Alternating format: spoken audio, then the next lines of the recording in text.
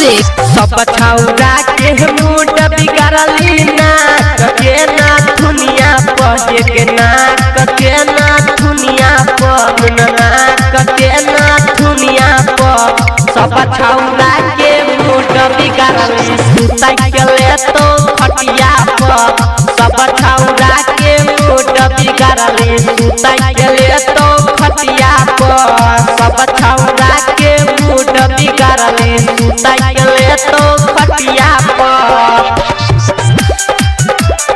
माँ Gauri recording studio Saharsa.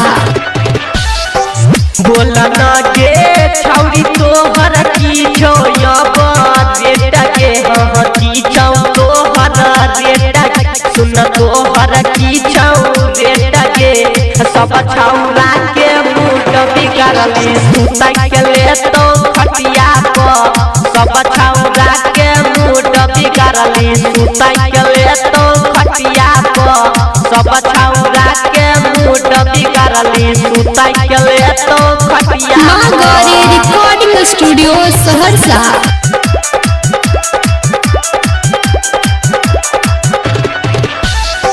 Writer Nisha Bikki कहो करनाई छौरी लेट के करनाई छौरी लेट के न करनाई छौरी लेट के रुस्तम दीवाना के मूड बिगड़ली सुता के ले तो खटिया पर रुस्तम दीवाना के मूड बिगड़ली ले तो सुता के खटिया।